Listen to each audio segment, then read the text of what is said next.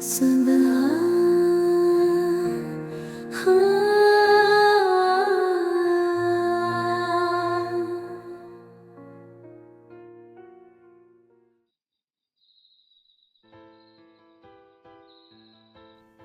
කොල්ලොන්ගේ මූුණු දිහා කෙලින් බලලා කතා කරනවා.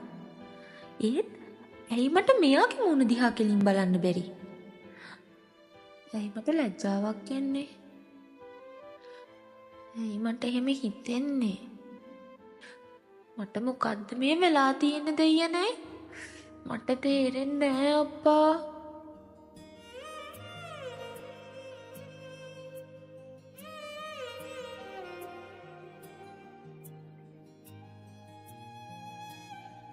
ඔය එන්න මෝඩයා. පෙනිමෙන්න නිකන් පෝසෙක් වගේ.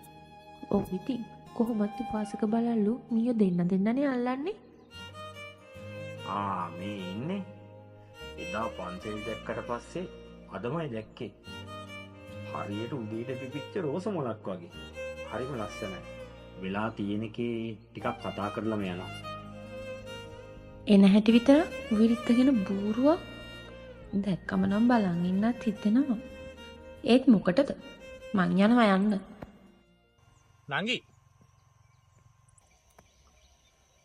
නංගි පොඩ්ඩක් කතා කරන්න පුළුවන්?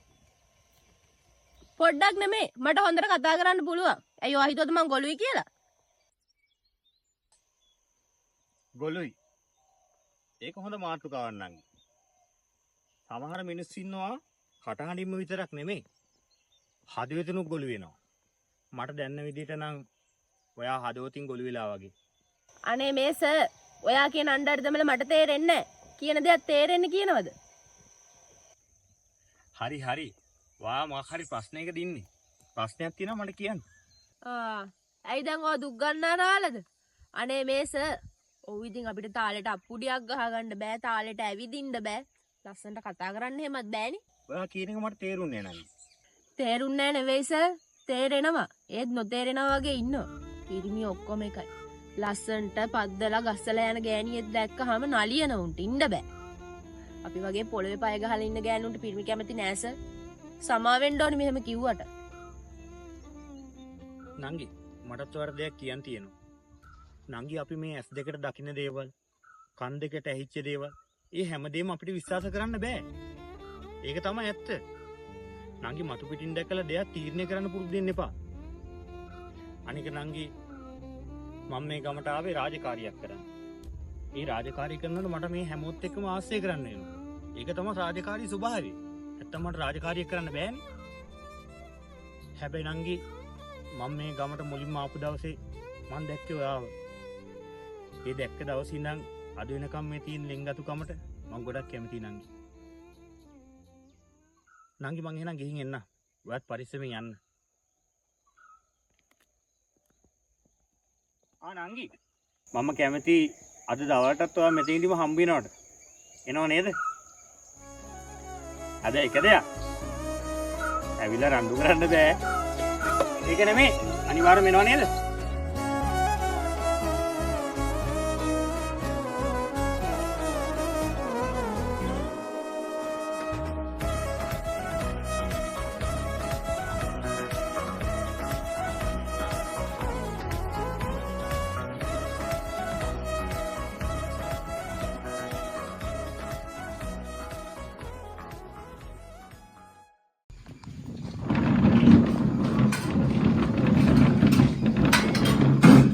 Aduh, nama ambal kan?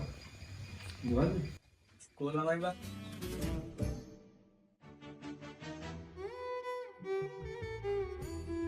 Budi ya?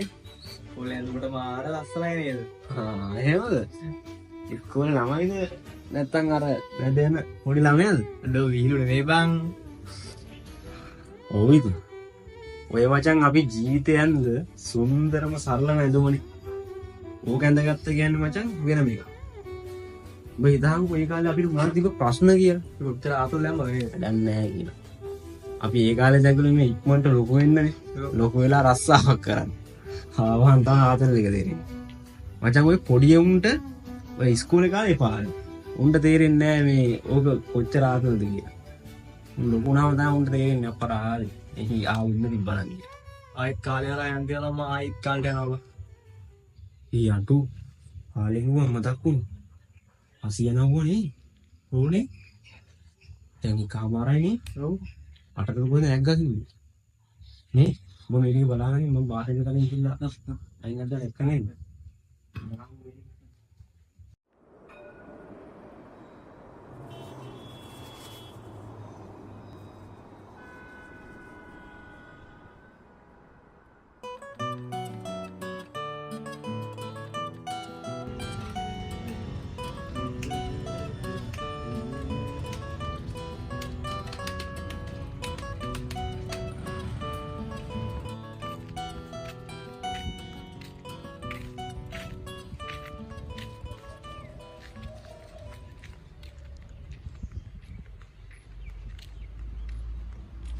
අඩෝ රමා පාදම මා එක යන්න අඩෝ පසියා අඩෝ සී ලව්වේ මම අතේන පාලු ඉන්නේ ඇයි බං ගියපයි මා යායි පායනවා බං ඒ වැඩ කරන්න බං ඇයි අර තට්ටු ගානක් උසට අර යන්න ඕනේ සිමෙන්ටි කොට කරේ කියාගේ සී ලව්වේ පඩියම අවුලක් නැද්ද ඊර්නම් අවුලක් නෑ බං කෑම තමා බං පස්සේ ඇයි කන්න බෑ බං අරව පරිප්පු මාළුවයි පොල්රොඩු සම්බෝලේ මේ අඹ කෑල්ලක් තියෙනවා අඹ කෑල්ල තියෙනවා බං ඒක ගන්න දෙය බත්තට ඇලිලා ඒක සීලා බඩ දඟලනවා අරව දැක්කා අවුලක් නෑ අපි මෙහි ඉඳන් ගේමක් ගාමු ආයි යන්න ඕනේ නෑ වගේ දුක්ඛිනේ ඔව් අක්කාරේ ගේමක් ගාමු මේ කොළඹ කොළඹ අවුලක් නෑ බං මං ඉතින් රාජගිරිය කියලා පැත්තක බං ඔබ කියන්නේ මුළු ටවුන් එකේම තියෙන බං බිල්ඩින් විතර නෑනේ ඔව් බං ආසින් භාගයක් විතර ඇති බිල්ඩින් එක බං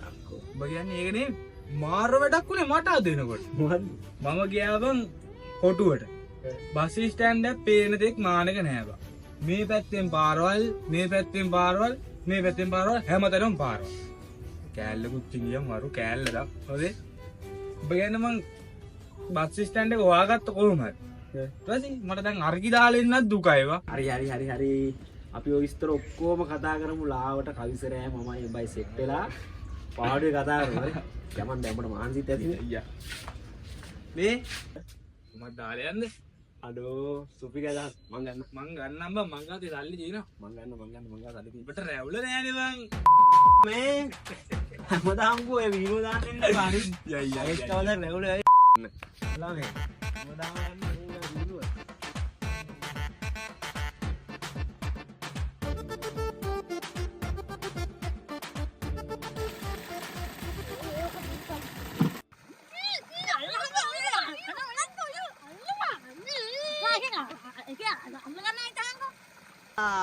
උඹලා මෙතන මාළු අල්ලනවානේ. අන්න උඹලා අම්මලේම හොයනවා. කෝට්ටුකුත් අරගෙන මෙලහට මගේ එනවාදී. අම්බේ අද නම් උඹලට අම්මා කොහමද දන්නේ මෙතනට ආව කියලා? මං කියාගෙන ආවේ එන ගම. උඹට අම්මා චීත්තයා. මොකද්ද? චීත්ත කොටයක්. අද පොඩි උඹ කිව්වේ? ඈ?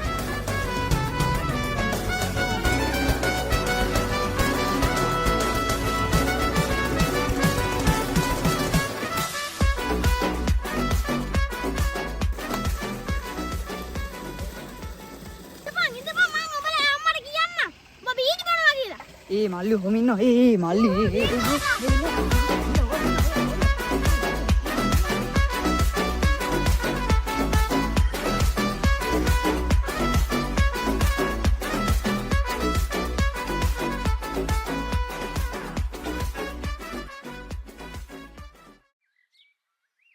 අනේ ඔය අnder දෙවල් මට තේරෙන්නේ නෑ ඕයි.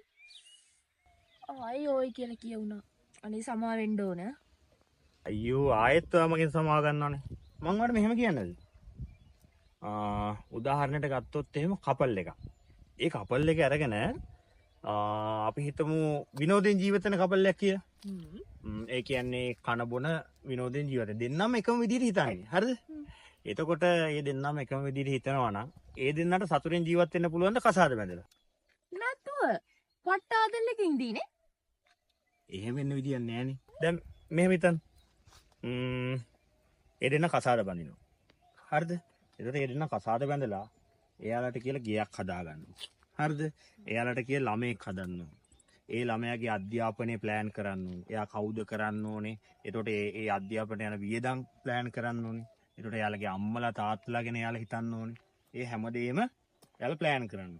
ඒ ප්ලෑන් කරන්න එක්කෙනෙක්ව සීරියස් ගන්න නැහැ.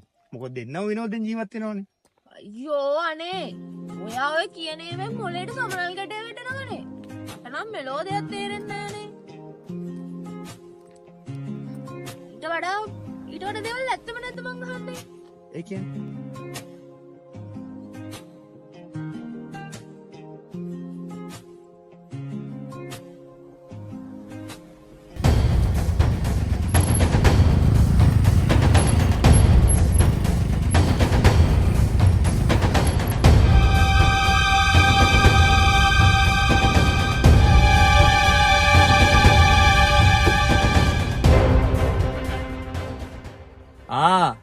ඒක තමයි ඔබ මට බෑ කිව්වේ. මූදුම්බේ අලුත් පෙම්මදා. මේ බලංගෝ. මේකේ ඉස්කෝලේ කුරෙක් එක්කනේ බයි යාළු. ඉස්කෝලේ මත්තයා මේ.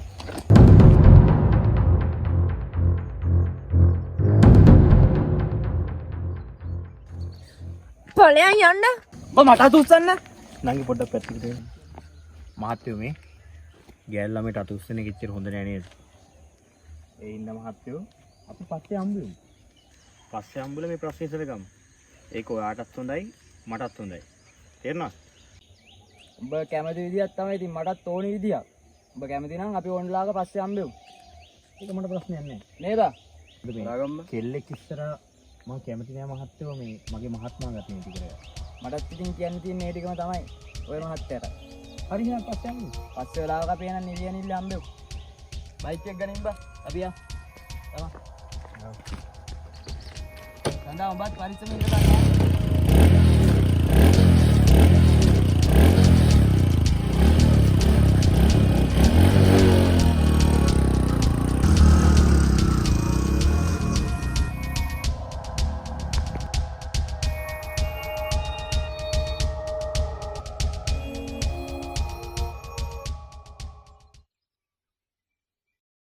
කොහොම ඉන්නකො මනස මං කියන පොඩ්ඩක් අහන්නකෝ.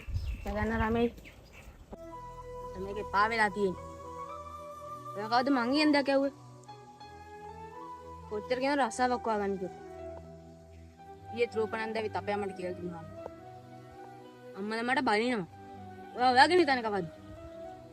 කියන එක පොඩ්ඩක් අහන්නකෝ ඉතින්. එයා කියන දේ අහන කලින් මං කියන දේ අහලින්. මා කියන්නකෝ. මට බයයි රමේෂ්. මේ හැමදේම මොනා කරන්නේ? රසාවක් වගන්නකෝ. මම රස්සාවල් හෙව්වා මල්සා. මල්සා මම ඉගෙනගෙන නෑ.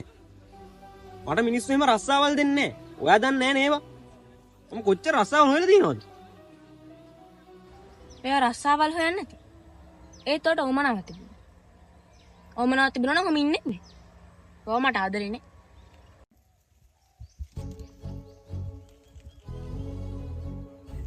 මල්සා.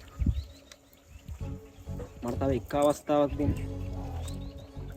මල්සා මම මේ ලෝකේ අම්මටයි අක්කටයි පස්සේ වැඩිපුරම ආදරේ වාට. මට ඉන්නේ ඔයා විතරයි. මල්සා ඒක නිසා ඔයාට මං ආදරේ නෑ කියන එක විතරක් කියන්න එපා. ඔයාට ගොඩක් ආදරේ. මට සමාවෙන්න රමේෂ් එන්න කිව්වට. ඒත් ඔයා මෙතන කවද ජීවිතයක් හදාගන්න. පොඩ්ඩක් තේරුම් ගන්න.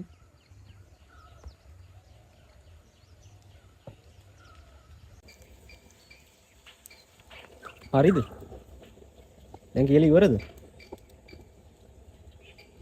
මල්ෂා, ඔයා හොඳටම දන්නවා මම නිකන් ඉන්නේ නෑ කියලා.